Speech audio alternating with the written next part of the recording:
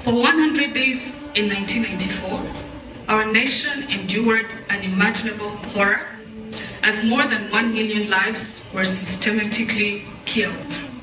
We stand here 31 years later to honor those we lost, to support the survivors among us, and to renew our collective pledge that such atrocities will never occur, not in Rwanda, not in Africa, not anywhere in the world.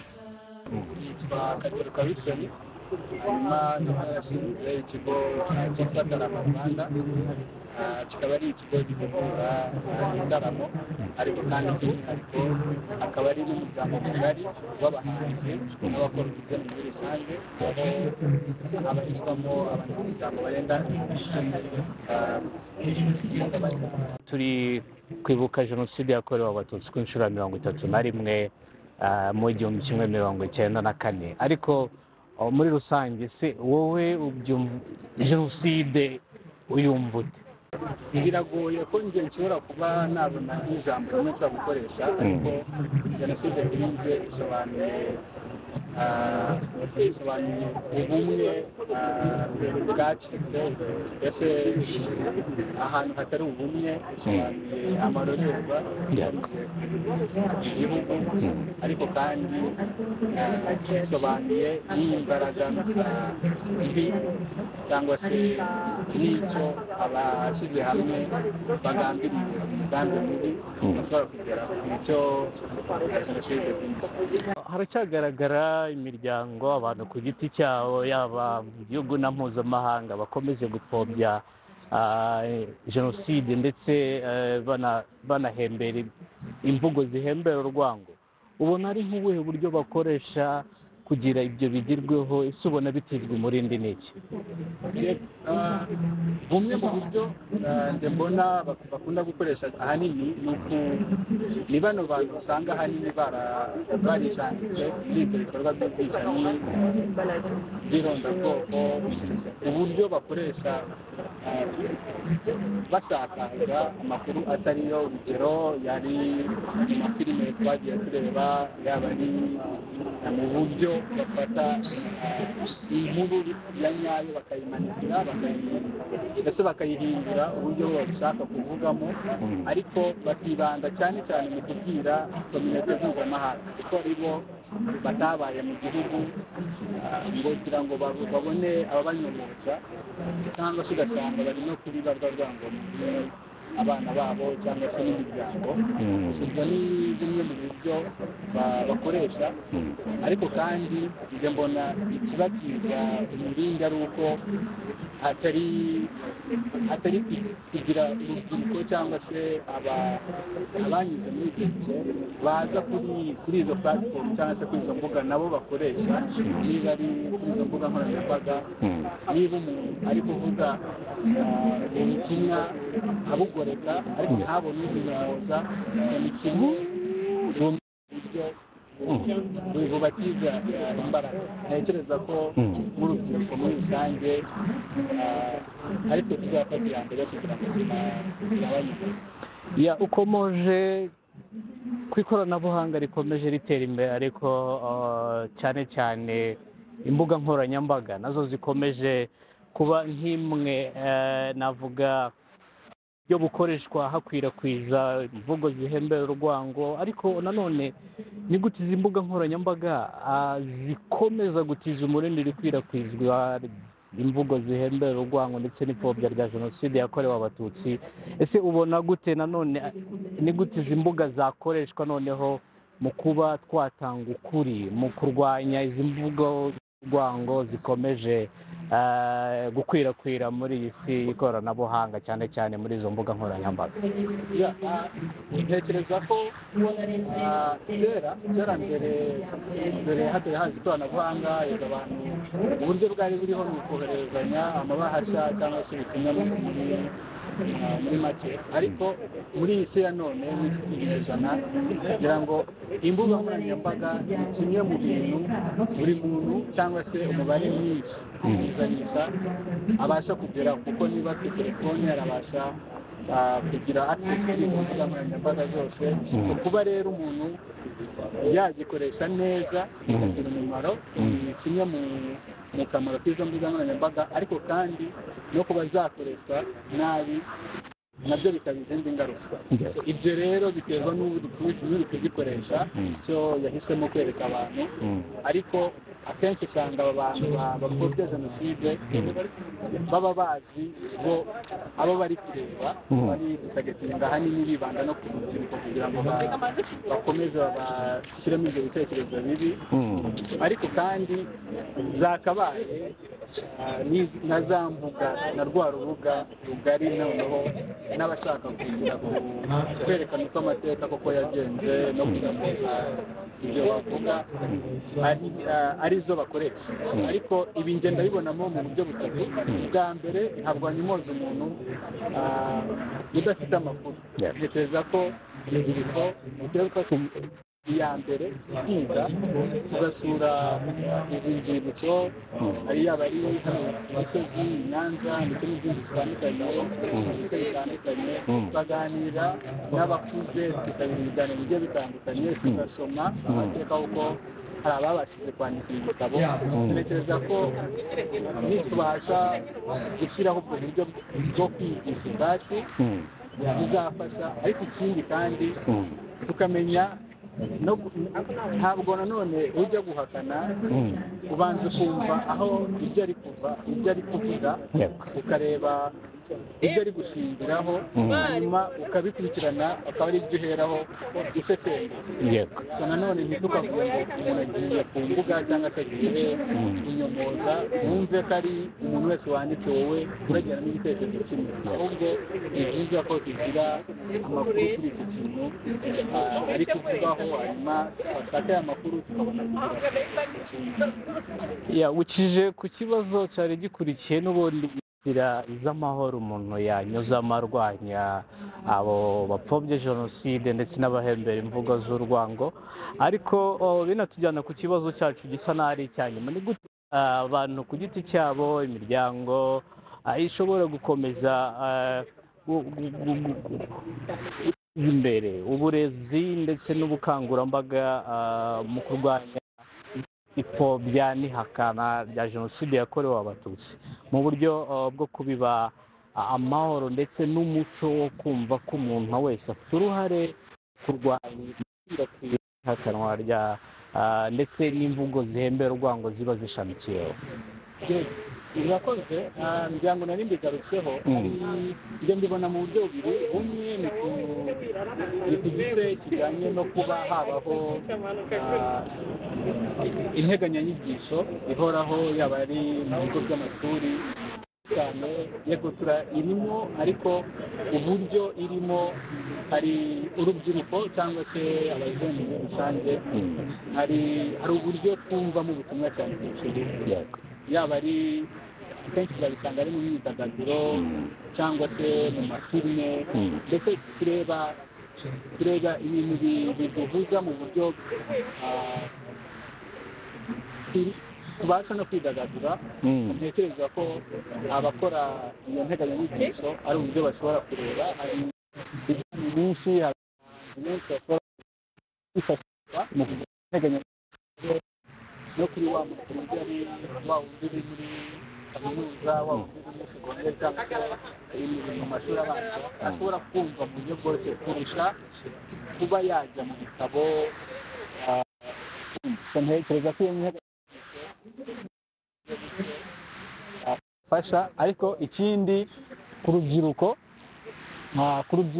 natwe tugire twihe umukoro wo kumenya amateka, ahantu inzibutso bishyuza.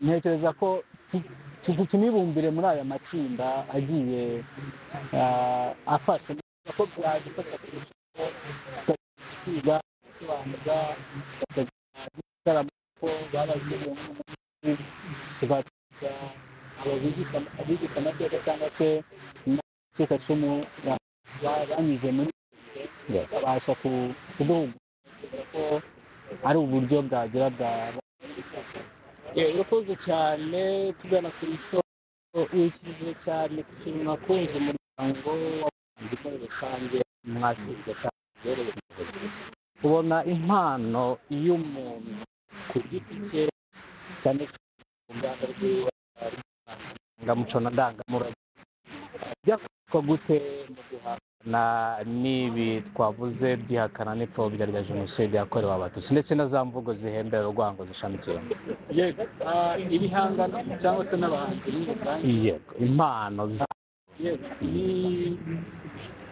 bigira n'umusanzu cyangwa se bagira umusanzu mu ruhare runini kuko akenshi turi kubona filime mbarankuru ziri gusohoka muri iyi minsi turi kubona hari n'uwo twahoze tuganira we no muri uwo muryango mugari wa Tarama ufite uburyo ari kubaka umukino cyangwa se amagame tuzi abantu bakinira ku matelefoni cyangwa se no ku makompiyuta muri rusange bose yagiye gukora filime amagame cyangwa se n'ibitabo no kwandika ibitabo n'inkuru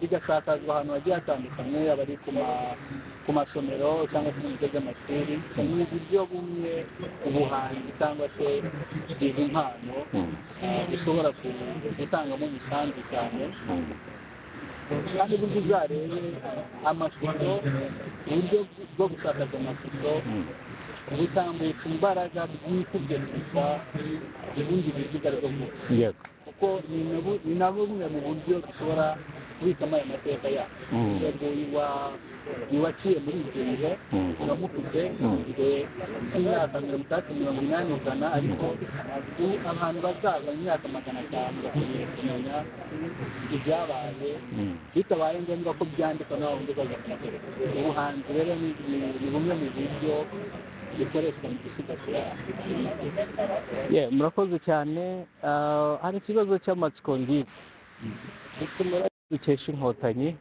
zarakoze inkotanyi n'ubuzima ariko nkunda igenamitekerereze bajyaga bakoresha rivuga ngo ubutasi bwinshi nkera nke urubyiruko rukora iki ntiruze gusinda aya mahoro uyu mutekano dufite iri terambere tugereho bityo ejo bundi usange twinjiriwe mu buryo bumwe cyangwa ubundi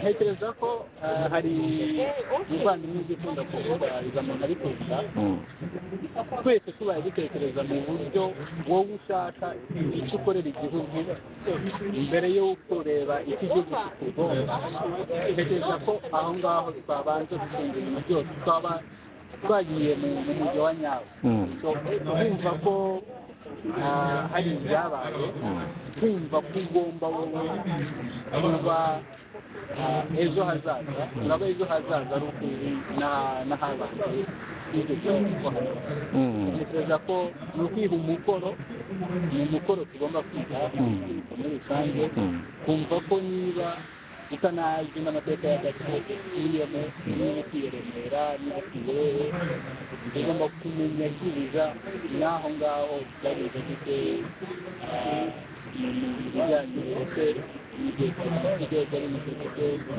ariko atari no kuvuga ngo akenshi turi mu guhugira cyane mu guhanga imirimo gushinga amabizinesi agiye atandukanye ni byiza bifasha n'ubukungu ariko bwa bukungu bugomba gushinga n'indangagaciro murakoze cyane aha se dusoza hari ubutumwa wagenera urubyiruko abakuru abanyarwanda abanyamahanga baba mu Rwanda bari hanze muri ibi bihe twita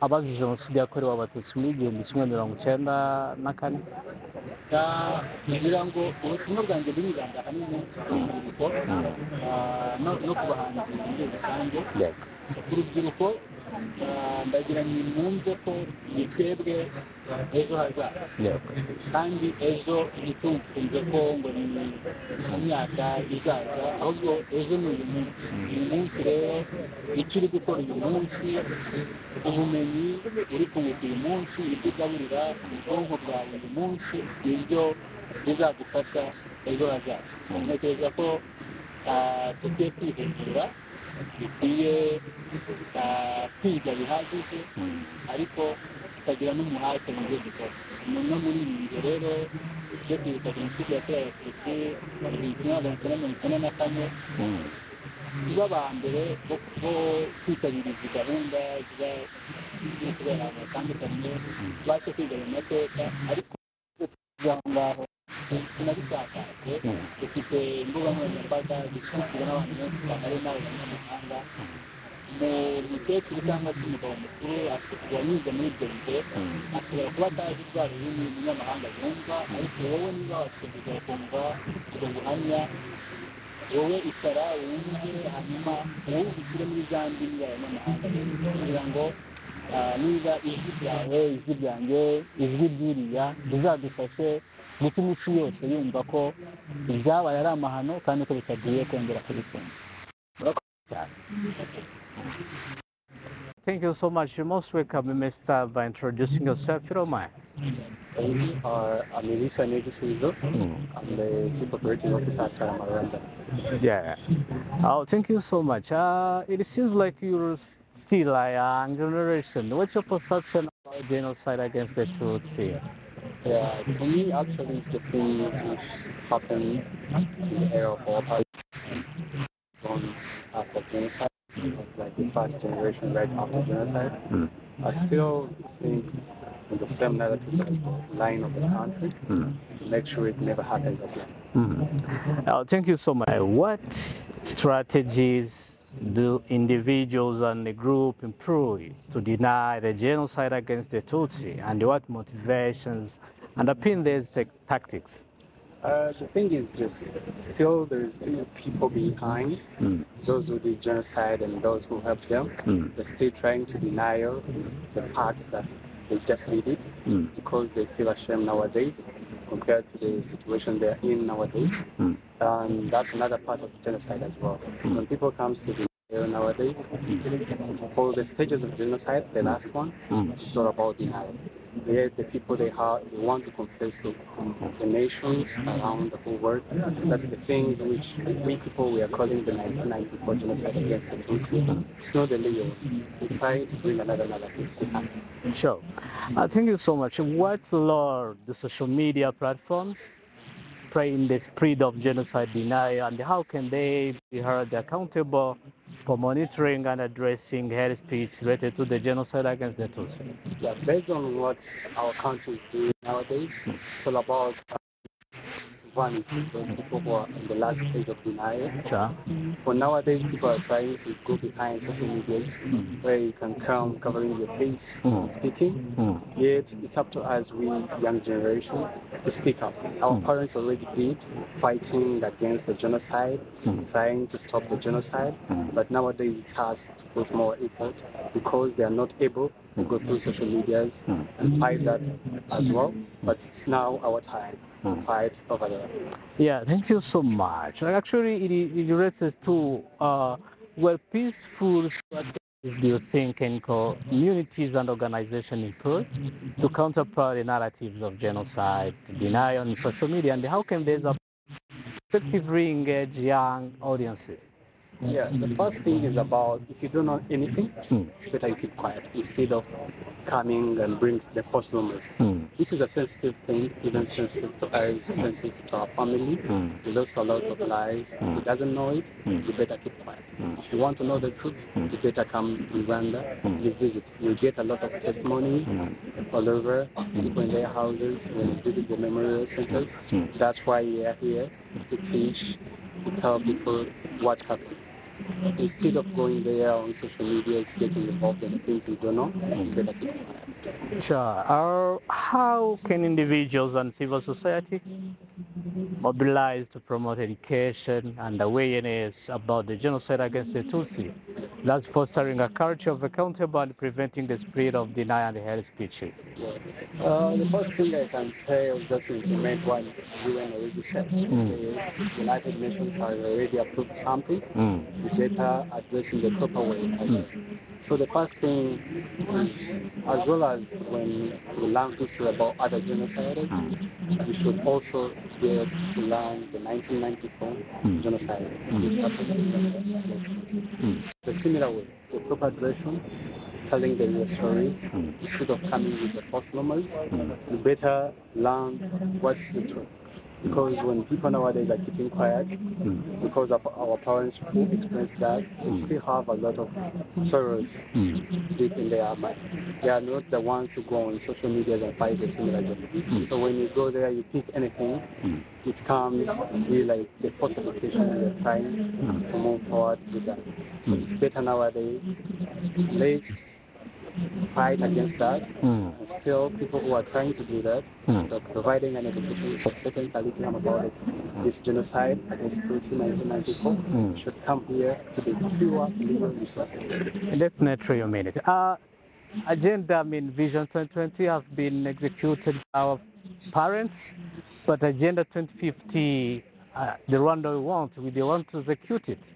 Any message that you can leave to the young generation, whether with any country, diaspora communities, so that we won't be, taking for granted the peace and the security that we have? Yeah. For us, it's up to us. Like I said, our only theme we are dealing nowadays, the theme for us, it just never happened. It doesn't happen. Like when you see in the countries, neighboring countries, still the propaganda is coming to grow. There is this high thing, there may be a time coming back in Rwanda. So if we are planning to move forward, let's move forward. The young generation, for us, we know the purity of stories, because we were taught by our real parents, the ones who really experienced that. For them, they will be receiving stories from just us. When we know any channel of communication, there is some information which are already lost. That doesn't have to be when it comes to this genocide, which already happened. The one in 1994. They should really know the true roots of their grandfathers, their grandparents, and still move forward in that journey. We try our best, but it's up to them to also pay some law giving to the person to know the real truth. There will be a lot of social media out here, a lot of propaganda spreading. There will be some communications on internet where they be hard for them to pick the real one, but it should still. There is these memory sites, you never know, but they are still here. They should just try to navigate to know the deeper roots and the real decisions they can take according to their situation they will be currently in. Thank you so much, Mr. Lee. Murakoze cyane. Amazina yanjye nitwa Munezero Priska, nkaba ndi umunyeshuri usoje umwaka ushize, nkaba ndi n'urubyiruko. Urakoze cyane. Ikigaragara imyaka yawe uracyari muto, wavutse uko biri kose nyuma ya jenoside yakorewe abatutsi. Iyo bavuze jenoside ni iki kiza mu mutwe wumva iki? Murakoze cyane. Iyo bavuze jenoside, njye numva ko ari amahano yagwiriye igihugu cyacu, ubwo abantu baburaga ubumuntu muri bo bagatangira kwica bagenzi babo, kandi bahuje igihugu, basangiye amaraso, mbese basangiye ubunyarwanda, twese twari bene kanyarwanda, niko nabivuga. Yego, murakoze. Urubyiruko imbaraga z'igihugu nk'uko bijya bivuga. Yego. Ababashije guhagarika jenoside yakorewe abatutsi bari urubyiruko nkatwe. Ubona gute uruhare rw'urubyiruko mu gusigasira ubumwe bwubatswe nyuma ya jenoside yakorewe abatutsi? Murakoze cyane ku kibazo kizumbajije. Uruhare rw'urubyiruko mu gusigasira ibyagezweho, ntekereza yuko icyambere twebwe urubyiruko tugomba kubanza tukabyiyumvamo, tukakunda igihugu cyacu, tukanemera ko ibyo bintu byabaye. Ikindi tugomba kubwira bagenzi bacu navuga ngo batarasobanukirwa ikibi cyagwiriye igihugu cyacu, ndetse tukabibigisha barumuna bacu nabo tukabibigisha bagakura ari ikintu bazi, kugira ngo ejo n'ejo bundi hagira n'ubabaza, hajya no bahura nawe nabo ubwabo bakaba bamusobanurira. Ikindi numva ko nk'urubyiruko imbaraga zacu tugiye kuzikoresha mu gusigasira ibyagezweho, dutanga umusanzu, haba muri ibyo byo kuvuga ngo kwigisha abantu batarambimenya haba abanyamahanga, haba abarumuna bacu, haba natwe ubwacu, hari bamwe muri twe batarabyumva, batarumva ko ibyo bintu koko biriho cyangwa se byanabaye. Tugomba rero kubanza tukabimenya, tugakunda igihugu, tukanamenya gukora, ndavuga kugikorera. Baravuga ngo banza wowe ubwawe wikunde, ni nko kuvuga ngo mbishyize nko mu gukunda u Rwanda, banza wumve nawe ko ukunze u Rwanda, uri nyirarwo, then urukundisha abandi. Yego, uvuze ikintu cyiza cyane. Muri ibi bihe byo kwibuka jenoside yakorewe abatutsi ku nshuro ya 31, mbere yaho ndetse no mu karere haracyagaragara imvugo zihembera urwango, haracyagaragara abapfobya jenoside ku mbuga nkoranyambaga, bigaragara ko abajene aribo bazikoresha, dore ko ari nabo bumva ikoranabuhanga cyane kuruta. Ubona uruhare rwacu ari uruhe mu guhangana n'abo bapfobya ndetse bakanahakana jenoside yakorewe abatutsi? Urakoze cyane nanone kuri icyo kibazo cyiza kandi cyane umbajije. Ku bijyanye na social media, ubona ko imbuga nkoranyambaga ni uko tugenda dutera imbere, usanga iterambere ryacu rigendana cyane no gukoresha imbuga nkoranyambaga, ikoranabuhanga. Rero abantu bahembera urwango ndetse baba bashaka no kubiba urwango muri twebwe, batwangisha igihugu, bapfobya amateka yabaye. Icyambere twakora, ubundi ugomba kubanza ukamwigisha, natwe ubwacu tugakoresha izo social media, tukaba twanapostinga ibijyanye n'igihe turimo, apana imvugo zibiba urwango, tukamwereka inzira. Iyo ubonye wenda atari umuntu ushobora kugarurwa mbere, cyangwa se ngo agarurwe bitaragera kure, byaba byiza iyo muri portinze, ntabwo navuga ngo baramuhana, ahubwo baramugorora bakamwereka inzira ikwiye. Ubuyobozi buramugorora bukamwereka inzira ikwiye. Yego, rero nka social media nk'urubyiruko twagakwiye kuba tuyikoresha abo bahakana n'abapfobya, tubereka inzira, tubasubiza mu buryo bwiza.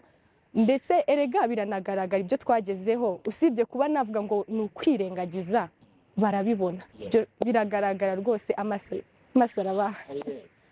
Ikibazo cya nyuma dusoza, utubwiye ko wasoje amashuri yisumbuye umwaka ushize, uvuze ko uri intore yo ku rugerero. Ubona itorero ry'igihugu rifasha iki mu guhindura imyumvire, mu kwigisha, mu gushyira ku murongo abakiri bato? Itorero ni ryiza cyane, ntabwo nzi ukuntu nabivuga. Itorero ni ryiza, icyambere navuga ngo rigushyira kuri gahunda, ku murongo pe. Nagize amahirwe yo kuba umuyobozi ku rugerero, mba intore yo ku ruhande rw'ibumoso. Urumva akenshi nabaga ndi mu magroupe menshi nyoboye, urumva byinshi nabaga mbizi. Rero icyiza cyo ku rugerero, icyambere bakwigisha gukunda igihugu, indangagaciro z'umunyarwanda. Ikindi no gukorera igihugu cyawe, bagushyira ku murongo, bakakwereka inzira ukwiye kunyura nk'umwana ukiri mutoya, kuko tuba tukiri bato turangiza n'amaraso ashyushye, ariko bakwereka umurongo pe. Urugero ni rwiza, uhuriramo n'abandi, ujya mu ngando, hari ibyo twajyagamo, parede twayijyagamo, bakatwigisha ubundi aba ari ukugendera hamwe ku murongo umwe, muhuje umugambi umwe, mutabusanya. Yego, batwishe kutabusanya, guhuza umugambi, ndetse nyine n'urukundo. Ubona inshuti nshya, wiga imico itandukanye ku nshuti zawe, bakakwigiraho, mbese aba ari ibintu byiza cyane. Abantu batitabira urugerero, banyeshuri, rubyiruko, ni ukuri urugerero ni rwiza, mu rwitabire. Urakoze cyane. Cyanyuma dusoza, imyaka 5 irashize, icyerekezo 2020 kigezweho.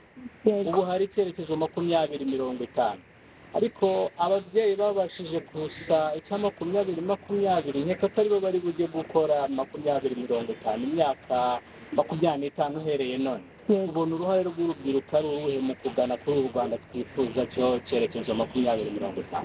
Murakoze cyane. Uruhare rwacu nk'urubyiruko mu kubaka cyangwa se mu gukomeza icyerekezo 2050, tugomba gutanga umusanzu wacu tutizigamye. Icyambere twitabira gahunda za leta, imiganda, kuko umuganda ni ukubaka igihugu.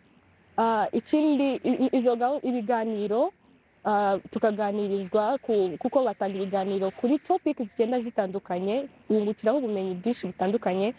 Ikindi ntekereza yuko mu cyerekezo 2050 nk'urubyiruko twagakwiye kuba tubanza kumva 2050 ntabwo igomba kuzisa na 2020. Bivuze iki rero? Igomba kuza turi bashya, n'imyumvire mishya, abatumva imyumvire, abari bafite imyumvire iciriritse navuga ngo iri hasi nk'abapfobyaga, abumva ko kubaka igihugu atari ibintu nyine byabo, nyine abo bose urwo rubyiruko rwose rugomba kugerayo, rugomba kugera 2050 twarahinduye imyumvire rwose, twese turi ku murongo umwe, twumva ibintu kimwe kandi turi ku mujyi ubumwe bw'Abanyarwanda. Yego, urakoze cyane. murakoze nawe. Amahoro. Urakoze cyane. Nitwa Muhirwe Emmanuel, ariko mu byo nkora buri munsi bya social media, imyidagaduro abanza cyane nka Muhirwe. Ibice byo kushimishiriza social media, imyidagaduro. Turatangira ikigaragarira umukenke. Ese bavuze jenoside wumva iki, cyane cyane by'umwihariko jenoside yakorewe abatutsi muri 1995? Mbere na mbere ubundi jenoside ni ubwicanyi bukorerwa ikipe runaka hagendewe ku bwoko, aho batuye, ibara ry'uruhu n'ibindi. Ariko iyo tugeze kuri jenoside yakorewe abatutsi n'ubundi nayo ni jenoside yakorewe abantu, ubwoko bw'abatutsi, ariko urebye bidafite ishingiro, kubera ko iyo urebye abanyarwanda nubwo babakarashe ngo aba ni abahutu, aba ni abatutsi, aba ni abatwa, ntabwo bari abantu b'ahantu hamwe bahuje imico, bahuje ururimi. Ni ukuvuga ngo abatwa, abatutsi, abahutu byari navuga ko ari nka classe z'ubutunzi, ariko baraza bigenderaho, ikaba umwihariko ko yakozwe n'abanyarwanda, igahagarikwa n'abanyarwanda, ndetse ikanakorerwa abanyarwanda. Ni uko nguko jenoside yakorewe abatutsi nyumva. Ikigaragara hari ukuboko kwabayemo. Yego. Ukurikije amateka wizeyo wabwiwe, ubona na n'ubu bikigaragaza, ubona uruhare rw'abakoloni rwaragenze gute, noneho nk'abakiri bato twagenza gute uburyo twakwiyambura uko kuboko kw'abakoloni tukagera ku bwigenge bwuzuye? Urakoze cyane. Ubushize nyakubahwa Perezida wa Repubulika aganira n'abaturage b'umujyi wa Kigali, yavuze ko igihe twahereye twiyubaka nk'abanyarwanda twashakaga kubaho nk'abanyarwanda, tutashakaga kubaho nk'ababirigi. Impamvu ngarutse ku babirigi ni uko ni bamwe mu bagize uruhare runini mu gutanya abanyarwanda, mu kubiba amacakubiri. Abakoloni basanze abanyarwanda ari umwe, basenga Imana y'u Rwanda, bahuje imyemerere, bahuje byose, basangira, utunze akagaburira ukennye, nyine ariyo systeme babayemo. Ariko abakoloni baraza babonye ubwo bumwe, baravuga bati abanyarwanda baragoye, tuzabayobora gute? Baravuga bati reka noneho tubagabanyemo ibice. Niko kuvuga bati abatunze inka ni abatutsi, reka ibyo ngibyo tubigire ubwoko bwabo. Cyane ko ngira ngo niba warabikurikiranye neza, banagaragaje ko badaturuka ahantu hamwe, bamwe ngo ni Ethiopia, abandi ngo ni Chad, abandi ngo ni abasangwabutaka. Abakoloni rero nibo bagiye bakora ibishoboka byose. Ngira ngo niba ubyibuka neza mu mateka, barabanje bafata abatutsi barabatonesha, barabigisha, babashyira mu mashuri, mu masemineri. Bamaze kubigisha, noneho barasubira inyuma babwira abahutu bati mwarabyibagiwe, reba bariya bantu ni abanyabwenge, bafite ibyo bagezeho. Batangira noneho kubereka ukuntu kuba ari abasirimu, barize, kandi bibuke ko ari bo babigishije, babumvisha ko nyine ari ikintu cyo kwitandukanya nabo, babereka ko babarenzeho, ariko gutangira kubiba amacakubiri, batangira nyine kwigisha ingengabitekerezo, irabacengera kuko biza guhura noneho na politiki mbi, kuko iyo abayobozi babo bishyiriyeho nabo bacengezamo ayo matwara mu bandi banyarwanda bari bayoboye, biza gusoza jenoside ibayeho. Hanyuma rero waje no kumbaza ibyo wambajije ngo nk'urubyiruko ni iki twakora. Icya mbere ni ukwigira kuri aya mateka. Nk'uyu munsi twari turi muri launch ya film ya Behind the Genocide igaragaza u Rwanda mbere, mu gihe na nyuma ya jenoside. Ibyo byose ni amateka tuba turimo kwiga. Rero icyo tugerageze nk'urubyiruko, dusure ahari amateka ya jenoside, dusure inzibutso, dusure abakoze jenoside, dusure abakorewe jenoside, dusure imbuga nkoranyambaga, tumenye abavuga neza jenoside, tumenye abavuga amakuru ya nyayo kuri jenoside, tumenye abapfobya.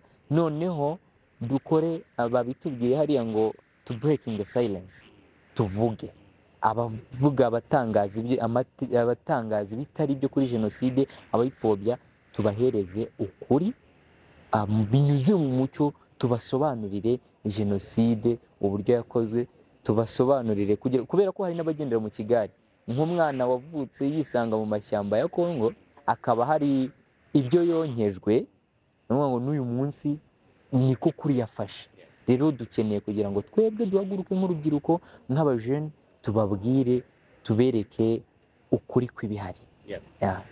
Wikize neza ku buryo cy'urwango cengeza amatwara na n'ubu kigaragara muri bamwe nyuma y'imyaka 31 jenoside yakorewe abatutsi babo. Igihugu ko ntacyo kitakoze mu buryo bwose, ubona ari iki gituma hari urubyiruko ndetse rufite imyaka mike, aho ubona ejo niba atari ejo bundi akoze mu rugo imyaka 23 wa postinze ibintu avuga ko bitari bikwiye mu rukundo rwego. Turasabwa iki abakiri bato, ariko se muri wa mujyi ugana ku Rwanda twifuza, by'umwihariko icyerekezo 2050, reka ari twebwe bo kugishyira mu bikorwa. Iyo icyerekezo 2050 mu ntego zacu no kugera ku iterambere ry'ubumenyi, kandi ntabwo dushobora gutera imbere dufite amacakubiri mu twebwe, ntabwo dushobora gutera imbere twiyunze tudashyize hamwe. Kuko niba uri umunyamakuru, uriya akaba umukameramani mwiza, dukeneye guhuza imbaraga kugira ngo dukore AD Entertainment. Rero nk'urubyiruko tugomba kwegera bagenzi bacu tukabaganiriza, kubera ko rimwe na rimwe ingengabitekerezo irahari, ariko se root cause, umuzi uyitera ni uwuhe? Urubyiruko hari abacyonswamo ingengabitekerezo bitewe n'uko ababyeyi babo ubwabo batariyakira, ngo bafite ipfunwe, abandi bumva nyine bagifite. Hari abatabasha no kwitabira gahunda za leta, batabasha gukurikirana, baba bumva iteka ryose barimo kubarwanya. Niba twibuka jenoside bakumva ko turimo kubarwanya. Rero icyo nk'urubyiruko tugomba gukora ni uguhaguruka natwe tugakora. Hari abakoze ibirenze bahagaritse jenoside, uyu munsi rero twebwe ni ugushyigikira bya bindi bakoze, kugira ngo koko urwo Rwanda twifuza urugero tubashe kugera kuri bya terambere, tubashe kubona uburyo bwo kubona bwa bumenyi. Kuko ntabwo ushobora kubasha kwatendinga ishuri mu gihe ushobora kugerayo mugenzi wawe akavuga ati wowe uri umuhutu cyangwa se wowe uri umututsi, ukumva utari comfortable, ukumva utisanzuye. Icyo dukeneye ni ukugira ngo twegerane, duhugurane, twigishanye, bityo nyine tubashe kugera kuri rwa Rwanda twifuza. Gusoza ubutumwa wagenera urubyiruko ruri mu gihugu ariko kuri ya ntara ya Gatandatu. Urakoze cyane. Ubutumwa nagenera urubyiruko rero, urubyiruko turi imbaraga z'igihugu, zubaka kandi vuba, ariko ntimwirengagize ko dushobora no kuba imbaraga, kuko niyo mubyibuka neza abagize uruhare rukomeye muri jenoside bari urubyiruko. Mureke rero dufatane runaka, turuke tuvuge ukuri, tugaragaze igihugu cyacu ibiberamo umunsi ku munsi. Abapfobya dutinyuke tubahereze ukuri, abadafite amakuru ahagije nabo dutinyuke tubereke uko u Rwanda rumeze uyu munsi.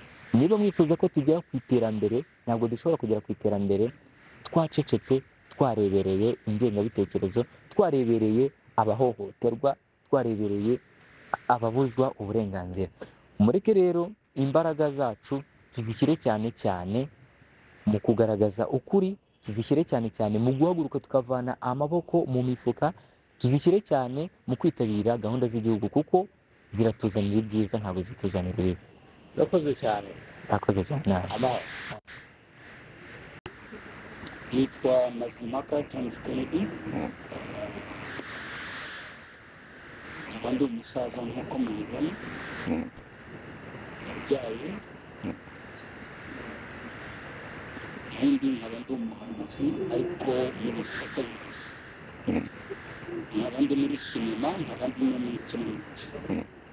Ndi umukinnyi, ndi umwanditsi, ndi umuyobozi wacu. Yego, murakoze cyane.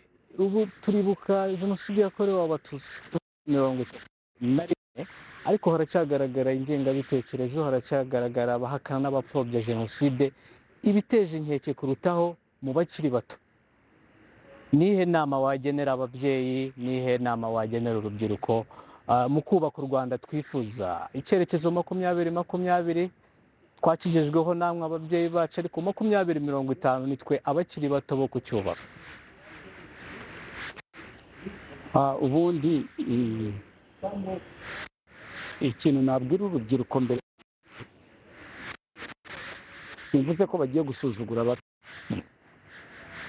ariko ngarushaho amateka ko tumaze kubona icyitwa ingengabitekerezo ya jenoside.